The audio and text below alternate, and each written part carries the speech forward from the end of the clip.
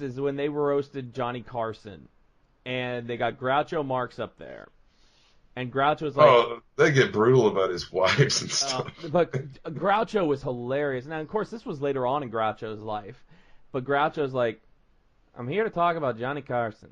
He's like, now I watched the Johnny Carson show 3 times. The first night, Joan Rivers was hosting. The second night, somebody else was hosting. The third night, I was hosting. We're honoring a man who doesn't go to work. He's like, I talked to little Johnny. And I went up there and I talked to the mother. And I said, what do you know about Johnny's father? She goes, well, I don't know nothing about Johnny's father. But I know something about the milkman. Or something like that. And just hilarious stuff. And that's what I think is missing today in comedy, is everybody's too much about shit, piss, fart, and puke jokes. There's none of this good old-fashioned comedy anymore. You know, Yeah, I mean, when you're watching I don't Woody find Wood... those Comedy Central ones are just fucking awful Well, sometimes. like I was And they're saying... awkward. They're like awkward when the jokes just bomb and just awkward silence. It's Well, like, oh, come on. It's like I was saying, the Woody Woodpecker, he's doing fart jokes and shit jokes. And I'm like, what happened to the good old days where it was like, where you'd have the Marx Brothers do wordplay, or even Abbott and Costello with Who's on First, one of the greatest comedy sketches of all time, Who's on First. Dynamite. Like, where's the dynamite and the pecking people with your beak? That was what he did. Yeah. And He pecked the shit out of people. And not a single appearance by Chilly Willy the Penguin. I mean, there was no other Woody Woodpecker. You would think there would be like other Woody Woodpecker characters in there, because I mean, Woody Woodpecker was like, it was kind of like cameo, like in the background, something. Well, it was like Rocky and Bullwinkle show or something like that, where you would have like a Woody Woodpecker short, and then you would have another short of like like I said, Chilly Willy or somebody else, but there was nothing. It was Woody Woodpecker against the dude from Gallivant. That was it. And that's a shame. You know what? The best way to do those kind of things is in big. I think this would a cool way to do like those like cartoon short type things is to make a feature length thing of just shorts and maybe tie them all together somehow, and have like different intros for each one of them. Each will make them like anthology instead of trying to do an hour and a half of Woody Woodpecker with a storyline, which is he's a bird that sticks dynamite in people's pants and shit. He doesn't need a fucking deep storyline or he learns how to love or become friends. We don't need that. We want to see him blow the fuck out of somebody. Yeah. And I mean, it's now they made this movie, and a lot of the stuff I see for it is for like the Brazilian like release of it and stuff. So I don't know, because it's like it went straight to DVD. It went straight to video on demand. They had no. The studio was like, this is not going to make a shit in the theater, so we're just going to put it right on like Netflix and shit. People will watch it because it's not going to make a shit in the theaters. But it's kind of like the same way as they made like a Top Cat movie and it never went anywhere because it was more marketed in other countries and things like that. But I'm like, quit fucking around with these old characters. You got some great old characters, but you fuck them up all the damn time. I mean, the Looney Tunes can't get a good movie the Looney Tunes, they either got to be playing basketball with Michael Jordan or they got to be solving a mystery with Brendan Fraser. It's like, can I just get a Looney Tunes fucking movie where they're fucking hitting people with anvils? Exactly. Well, the thing is, it seems weird to me, like that style of humor, just like that slapstick Three Stooges style of humor, just went out of cartoons. Like, I don't know if it was through the 80s, they said they were too violent or whatever, but like you'd think that somewhere, I mean, occasionally you get like references to that shit and other stuff, and Adult Swim is like more hardcore cartoons, but it's like that weird like middle of the road. Like people used to consider Looney Tunes like a family. I guess they still do consider like a family kind of cartoon, but they were violent as fuck back then. They were like totally violent cartoons, shit getting blown up. It's like that just kind of disappeared out of cartoons. Daffy would get his beak shot off like 20 times an episode while they're playing like the spitting out buckshot, like handfuls of buckshot. But they would be doing it while like the William Tell Overture or the 17 whatever, the da-na-na-na-na-na-na, and it was just like cannons, just boom, boom, boom. Every manner of dispelling anything was used in those cars. Dynamite, lightning, electricity, whatever the fuck. Wile E. Coyote falling off a cliff every single episode, getting hit with a boulder or an anvil or a rocket or something. One of my favorite things about Looney Tunes, well, Foghorn Leghorn is one of my top favorites of all time. I love Foghorn Leghorn. Foghorn, the old, not any like new, like the old, like Chuck Jones era Foghorn Leghorn is the greatest shit in the world, and it's one of my favorite things. Even though I'm a dog lover, I don't find this funny. I don't find it. When he would grab the dog's tail and smack him with the board.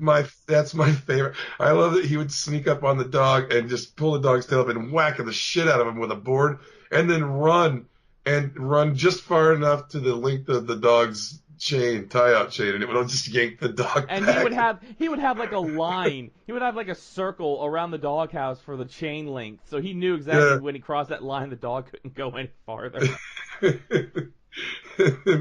Just the mean shit. And then like I said, Foghorn Leghorn had the first hillbilly cannibals ever in television history, in movie house history. The two chicken hawks. Yeah. The two hillbilly chicken hawks are birds. Foghorn Leghorn's a bird. They're gonna eat him, and they're like hillbillies that live in a big hillbilly nest up in a tree. And they always send the little chicken hawk to get him, and he like always says, "No, see that says DOG chicken. That says chicken. DOG chicken, son. Look at you're about as sharp as a bowling ball, son." I say, "What?" I say, "Man, ain't playing with a full deck. Tell you what." I just love the fucking mean spike. It's kind of true to form. The roosters are kind of mean fuckers. Yeah. They're kind of mean birds. It's just, it's just funny that he's such a mean bastard to that dog. I always loved a good Bugs Bunny and Daffy Duck cartoon. I always loved those. Porky had his moments with me. There were some Porky Pig ones where I thought they were funny. There were others where I was like, not really. Same with like Sylvester. I like the dancing shoes. I like the Porky Pig when he goes to Ireland. Oh yeah, they put the shoes on him. He can't stop dancing. And I also like the one where him and Sylvester go to the house that Sylvester thinks is haunted, but it's the mice are trying to kill Porky Pig. I liked when Bugs Bunny ran afoul of the vampire, and he's like, "I'm blood count." Yeah. And he outwitted the vampire. Abracapocus. He like turned him into a guy with a tiny bat head. Hocus cadabra. He was saying his words all screwed up. He became a little tiny bat with a human head. And I mean, even then, it wasn't like, even though they were the main characters, they weren't like there were episodes where they got it too, like Bugs and the Gremlin. Yeah, there were, and there's a few of Daffy Duck too, like that, where he gets bested.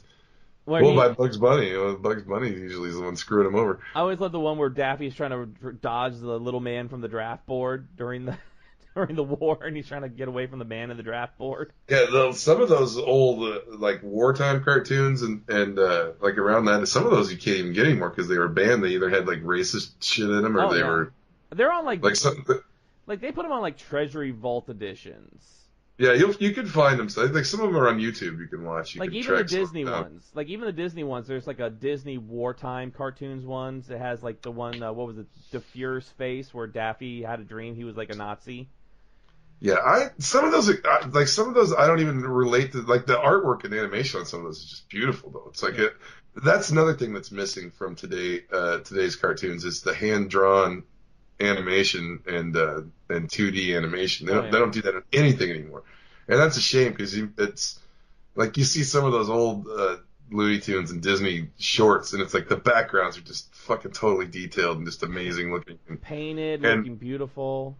And shit doesn't stand, like it all flows. It looks like it all belongs together. It's like you don't see like something standing out right on the screen. You know it's gonna move. It doesn't have that weird separation to it. But then it's like, oh, go ahead. No, I was gonna say. Well, then you get into like the '80s when they were just shipping that shit to Korea or wherever they were getting it animated, and it looked like cheap shit. Well, I was gonna say, then you get to like Hanna-Barbera, where you're like, you know what? They're in the car driving, but I'm sure they've passed that building like 7 times already. So they just reuse backgrounds, and the animation. Well, the good thing of it, they were more they were as a stylized way they drew them for one thing, like Fred Flintstone, like all the Hanna-Barbera characters were kind of stylized drawing. And the Flintstones was a primetime cartoon. Yeah, and I think that what carried Hanna-Barbera cartoons and made it funny, especially like Huckleberry Hound and like Snagglepuss and Yogi Bear and stuff like that. That it was the expressions they would draw on the characters' faces were funny, and the voice acting. It wasn't the anime. That wasn't that the animation was great, but the voice acting on those old Hanna-Barbera cartoons was really funny, and they had some like top talent back in the day. Like the old Yogi Bear will still make me laugh. I will laugh my ass off with Yogi Bear trying to save the baby that's like falling into the trash cans Oh and yeah, shit. yeah. And I want to say that was Dawes Butler who did that. But then like Scooby Doo, you would have like Frank Welker, you had Casey Kasem. And even the old Scooby Doo Where Are You series is really kind of awesomely animated. I love the style of it, the way it looks, and like the backgrounds are like dark and creepy and cool. But and then if we're talking about old slapsticky cartoons, you got to talk about Tom and Jerry. Probably the most violent. I hate anything. Yeah, I love Tom and Jerry right to the point where they become friends, and then I fucking hate it. I can't stand it. Now that they're like, I can watch any of the old like 40s ones or 50s ones that they made, and they're still hilarious. But anything where they're Tom and Jerry are friends, or any of that weird like jazz infused like 60s Tom and Jerry, I hate that shit. I like the 40s, like 30s, 40s Tom and Jerry were good. I didn't like it when Chuck Jones took it over and the animation kind of changed to look more Chuck Jonesy-ish. I mean, because Chuck Jones had that particular style. Like the big, weird flowery things in the back, like dark black lines, outline and stuff. Like, I like the really early ones where Tom looked like a cat. I like the old ones. Like the when like he's trying to serenade the girl cat. Oh yeah. I like that the black and white cat that's like his rival that comes around when they're slamming each other's paws and windowsills and shit. I liked it when Jerry's like uncle or something comes. He's like the cowboy singer, and he keeps breaking his car string. So he keeps going out and whipping a. I think that's a Chuck Jones era one though. I don't know if that was. I think that might have been like that transition point. But he's just like Humbo, and then you just see Tom, and he's looking, and you just hear ping, and you're like, gosh darn it! And Tom like goes, he starts running because he knows the guy's gonna rip a whisker out of his head. He's like, come on, you flea-bitten varmint. Come on. Oh, Yosemite Sam, man. I love Yosemite Sam. Hates rabbits. I'm Yosemite Sam, the rootin' tootin' cowpoke in the West. The one I like the big, like the giant Western outlaw guy that Bugs Bunny runs into. A really huge ape-like guy. That's is that the one at the end where he when Bugs turns he like goes into a phone like Super Bugs, where he had like the super carrots? No, that's a different one, I think. This is where he's in the Old West and he meets this giant outlaw guy, and he's trying to flip him over his shoulder. He can't like move him. Okay, I know what you're talking about. His arms. He's like trying to bring him along. I think he becomes like the sheriff or something. Everybody's leaving the town, and Bugs Bunny becomes the sheriff, and they say you got to arrest this guy. Then he goes in the saloon, and this giant like ape like guy is in there. Was that the same guy? Was that the same character when Bugs was a boxer? He had to box him.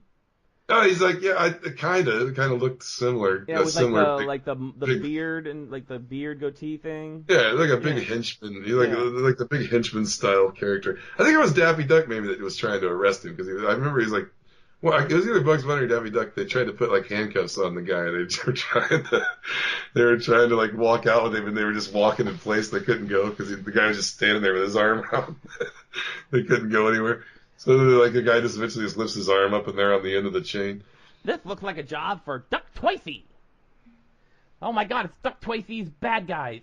Eraserhead, Bat Boy, 88 Keys. Yes, man. Like in that like those movies that they tried to make us, it's like none of that's ever going to be as good as like the old, like funny Looney Tunes. And it's like, I wonder. It's weird that there's nobody at all doing like hand drawn 2D animation for unless it's like really underground shorts and stuff people are doing like for the art and but nobody's doing like wacky comedy. No. Well, I mean, people could say like Adventure Time. Sort of. That's got to be computer animated though. By these days, I mean, nobody's like really doing it the way they did it back No, in a the lot of 40s, 50s. nobody's spending